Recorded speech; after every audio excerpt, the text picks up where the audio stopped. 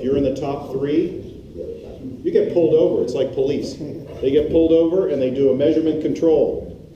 And they, Zoran and his buddies, they get the ruler out and they check. Yeah, is this what's on your certificate? So that's important because then we have, like all of science, we have a way to reproduce the results.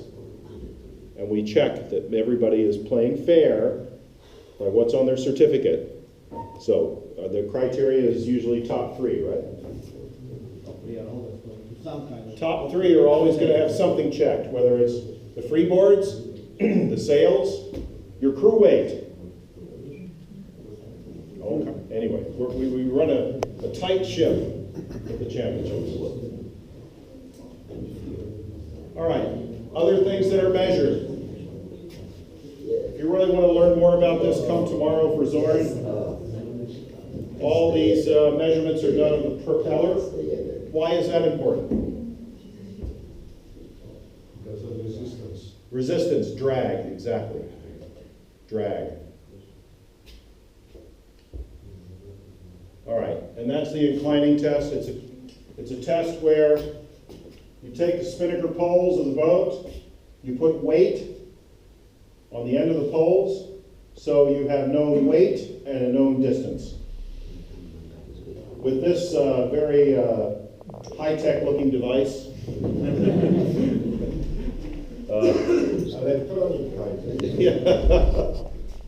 that's a manometer. Those things are actually really accurate. But we also have digital inclinometers that we prefer to use. Anyway, we measure the angle, we know the weight, we know the distance, we can therefore calculate the stability. Yeah, there's the digital device, which connects to the laptop and gives you results. All right, other things we measure. Mast. The dimensions of the mast, not just the height, but also the cross-sectional areas, because this is factored into the aerodynamic modeling of the boat. Sails. Sails are measured. Girths. All sail makers have a criteria now. We measure the largest headsail, the largest spinnaker, and your mainsail. How do you know who is the largest? How do we know which is the largest? How do we know? We measure them, we calculate. So how can you measure only the largest? How come? You don't know it's the largest. Well, I don't know. You look at you measure all of them and decide. Measure it, this is what they're driving at. You select the largest for calculations. Well, normally people only have one mainsail, so the choice is pretty simple. Well, most people, in my experience. All right. These measurements are logged into you guys still use these stickers? Yes. You'd be surprised. I mean, this is the sort of thing that has died in the U.S. Yeah. Gone. Because they haven't had to do it. Yeah, it's a shame. I know, I'm kidding. You gotta re-educate everybody. Anyway, this is just a summary. This sticker is put on the head of your sail. With this sticker, your measurements are on there, and that's the measurement control if anybody checks. Headsails. Headsails are done the same way. Anybody know what this thing is? That's interesting. It has buttons, huh? Well, Flying headsail. Code 0. Code 0. Headsail set flying is what we call it, because if the mid-girth here is less than 75% of the foot length, it's not a spinnaker. It's a headsail, what we call a headsail set flying, commonly known as a code 0. Battens, are those things allowed to have battens? Spinnaker cannot, but a code 0 can. Yeah. Anyway, it's a specialty sail. It's one that you obviously don't use when you're going up and down racing, but it's a very powerful sail to have offshore because in its wind angles, it's quite fast, quite fast.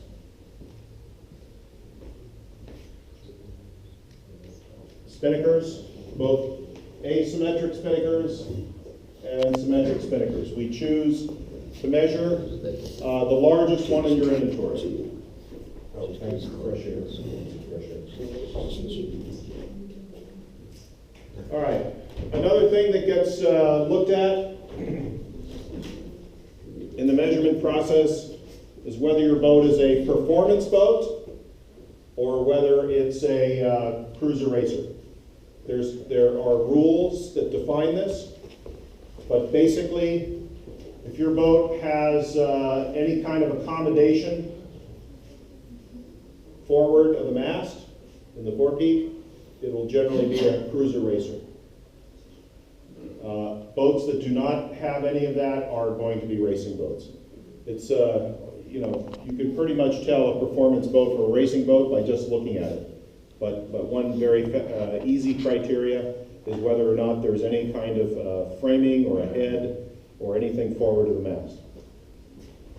And cruiser racer boats are treated a little bit differently in the ratings. One other item that is characterizing cruiser racers as opposed to performance is that there is a cockpit with seats and backrests. Yeah, there's also structural And the table features. and the bunks. Right. Because the head in the forepeak is not enough. Cockpit combings, that sort of thing. These are in the ORC rules. So with all those measurements, how are they used in the VPP? Basically, the VPP is just a force balance equation. You're balancing the driving forces from the sails against the drag forces from the hull and the keel. You're balancing the stability force against the heeling force.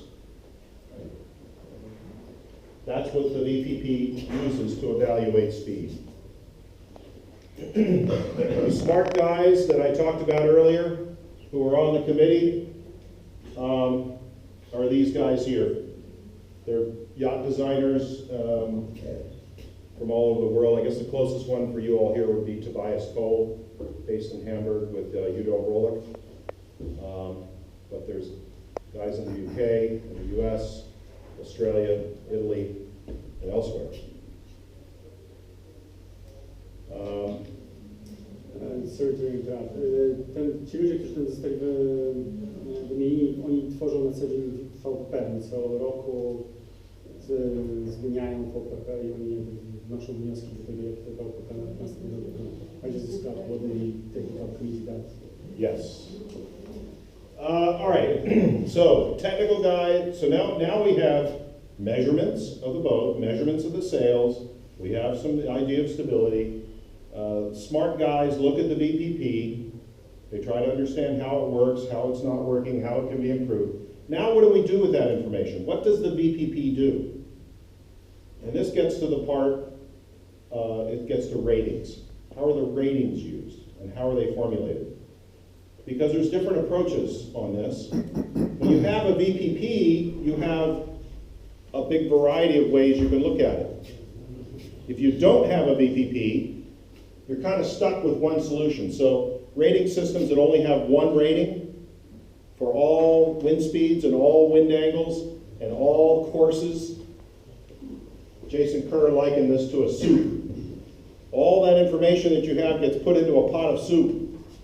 And then when you get something out of the soup, it's going to be a mix of everything. There's no way to differentiate the ingredients to the soup. If you have a very narrow target of boat types, like you're only going to rate sport boats, let's say, all right? Those are light, fast boats that have certain characteristics. Then a single number approach can work, just like a plate of oysters. you know, there's subtle differences between each of these oysters. You guys have oysters here? That's big where I come from.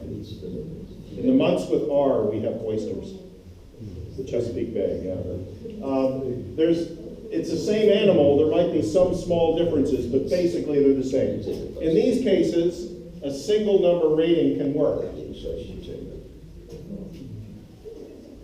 However, when you're racing boats that are very different, they're very different in their type, in their size, in the way that they sail, you need a kind of a smorgasbord of solutions. And ORC offers that by presenting on the certificate a variety of different ratings for use in different circumstances.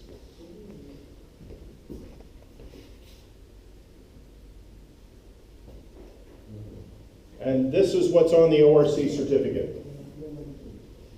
There's a table of ratings. Now, to those that are used to a single number and they look at this looks scary and complicated. It's actually not. Because what ORC has done is using the VPP, it's created a prediction of the boat's performance on a type of course. The windward-leeward course is typically up and down racing, right? Around the buoys, up and down, windward-leeward. This is what the boat rates on windward-leeward courses. And the rating is expressed in either time on time time